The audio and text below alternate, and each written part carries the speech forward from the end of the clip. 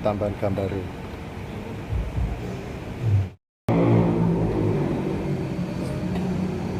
Ya Mas, awal mulanya kami tidak tahu bahwa telah terjadi perselingkuhan maupun perzinahan. Awal mulanya kami nggak tahu. Saya selaku kuasa hukum tahunya hanya klien kami dicerai oleh notaris tersebut. Si perempuan tersebut yang diduga adalah notaris terkenal di Solo. Nah, terus waktu itu klien saya berusaha pengen kembali, pengen rujuk, kasihan karena anaknya masih kecil-kecil 3, dan waktu itu belum tahu kalau istrinya ternyata moralnya seperti itu. Nah, setelah sebelum adanya perceraian itu semua permintaan istrinya dituruti Mas, dari pengen ke Hong Kong, ke apa, terus minta aset-aset yang warisan dari klien saya juga sudah diberikan. Namun akhirnya tetap pada bulan Januari si istri itu pergi meninggalkan rumah bersama anak-anaknya, pulang ke rumah orang tuanya di Solo. Nah, pada saat itu klien saya seperti benar-benar tidak punya daya, nangis tiap hari. Bayangkan dari saat menikah hingga berapa tahun sampai itu punya anak banyak itu kan selalu bersama. Tahu seperti itulah. Terus pada bulan Maret si istri ini minta main ke Hong Kong, ya dituruti 5 tiket, tapi suaminya nggak boleh ikut.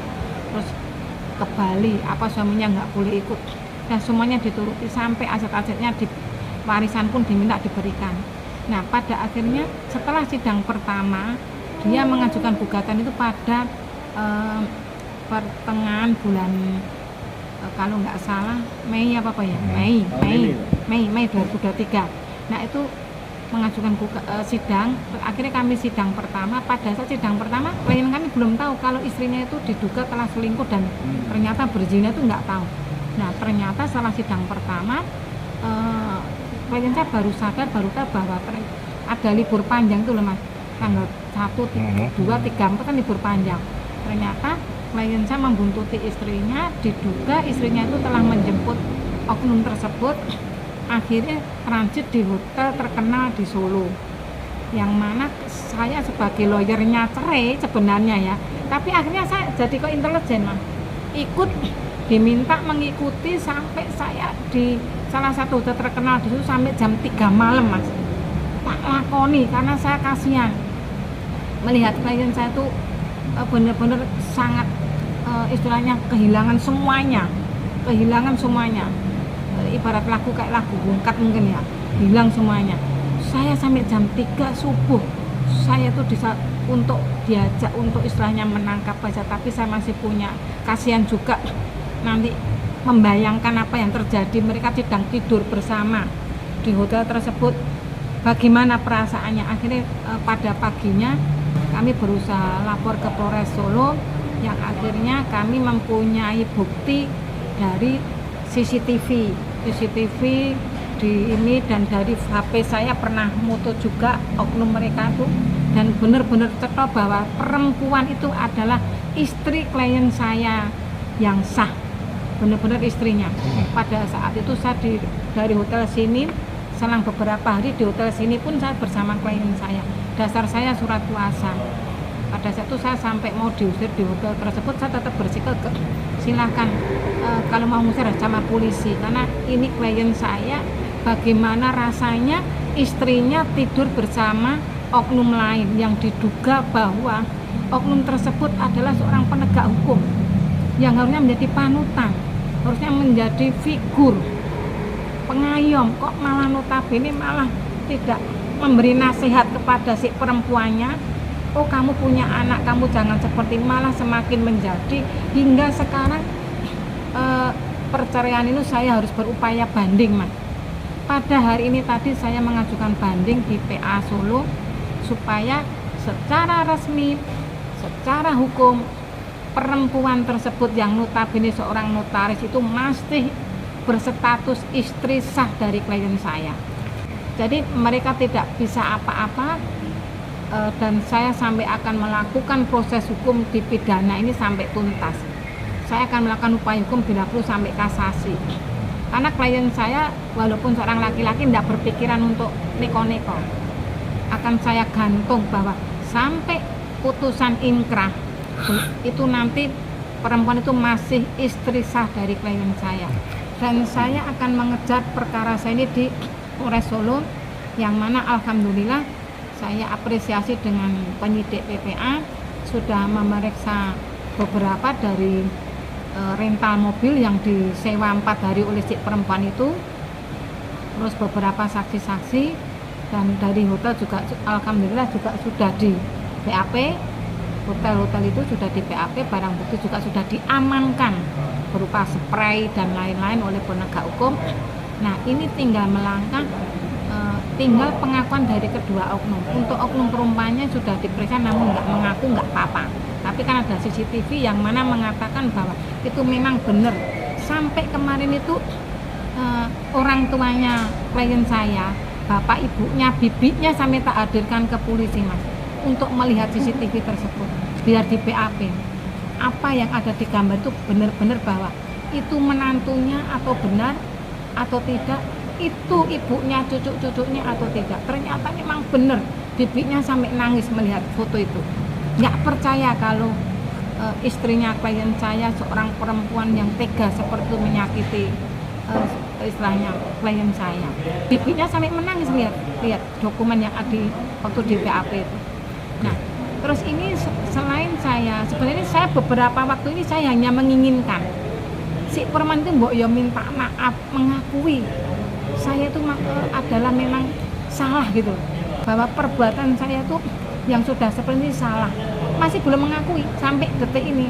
Maka saya berusaha melangkah, mau melaporkan juga si perempuan itu ke majelis pengawas daerah sampai ke tingkat bila perlu sampai ke lebih atas untuk perempuannya, karena seorang publik yang harus dicontoh apalagi seorang perempuan.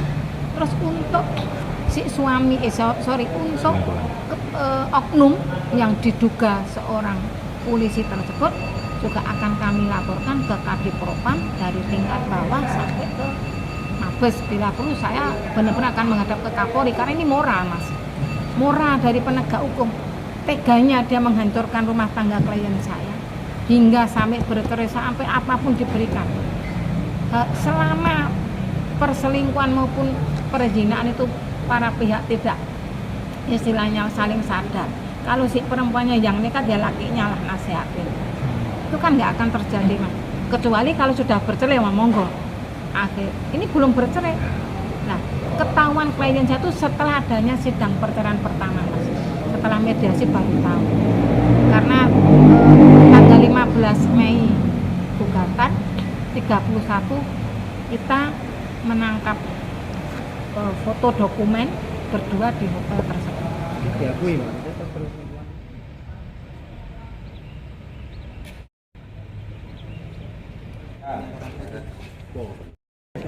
Apapun yang menjadi tugas kami, baik itu temuan dari petugas ataupun laporan, tentunya kami akan menindaklanjuti atau mendalami laporan tersebut. Dari laporan tersebut kami sudah memanggil pihak-pihak yang terlibat, seperti apa nanti kemudian endingnya, ya akan berujung seperti apa. Nanti kita akan melihat, sampai dengan saat ini kita masih proses pemeriksaan baik itu yang dilaporkan atau terlapor maupun si pelapor, gitu tuh. Ya, kita masih proses ini. Ya tentunya sekali lagi rekan-rekan sekalian, kita juga berposisi jika memang itu tidak kemudian didapati bukti-bukti yang cukup atau keterangan yang cukup, dia tidak menutup kemungkinan kasus itu akan kita hentikan. Atau mungkin ada hal-hal lain yang kemudian menjadi faktor-faktor di mana kasus itu bisa kita selesaikan dengan restoratif, seperti itu. Ya, kita lihat nanti seperti apa. Sampai dengan saat ini kita masih proses, kita dalami keterangan dari terlapor maupun dari pelapor. Artinya sejauh ini kan penyidik sudah melakukan penyitaan sejumlah video apa semacam CCTV yang kaitannya kedua ini berduaan di hotel itu. Belum. Kita nanti kita coba kita dalami seperti apa ya. Kita dalami seperti apa bukti-bukti yang telah dikumpulkan oleh penyidik yang kira-kira relevan dengan konstruksi laporan yang sudah kita terima. Nanti akan kita sampaikan seperti apa nanti ending di belakangnya, ataupun nanti progres kasus ini seperti apa setelah kita lakukan pemeriksaan, kita konfrontir keduanya dari bukti-bukti yang disajikan oleh pelapor terhadap si terlapor. Nanti kita akan sampaikan. Untuk laporan itu katanya notaris ini berselingkuh Ya. dengan seorang oknum Ya. polisi. Ya, jika itu kemudian mengarah kepada oknum, tentunya kita ada prosedur-prosedur yang kita laksanakan, seperti halnya kita akan melibatkan profesi dan pengamanan. Jadi divisi profesi dan pengamanan itu kaitannya jika ada anggota yang terlibat perkara pidana, tentunya nanti ada apakah itu keputusannya akan diambil secara dinas kode etik ataupun nanti masuk kepada ranah pidana umum. Nanti kita akan koordinasi dengan Propam. Jika memang itu betul identitasnya sebagai seorang anggota Polri, kita akan berkoordinasi dengan satuan setempat ya, di mana yang bersangkutan bertugas, karena untuk kemudian ranahnya kita akan koordinasi dengan Propam. Untuk penguatan katanya saksi-saksi sudah dari pihak sudah menjelaskan ke pihak kepolisian bahwa Ya, ada kita akan konstruksikan dari seluruh keterangan-keterangan saksi, kemudian mungkin barang bukti yang disajikan oleh pelapor terhadap termasuk konstruksi fakta-fakta yang ada, kita akan gabungan dalam proses penyidikan. Nanti seperti apa konstruksinya akan kita sampaikan kemudian. Siap.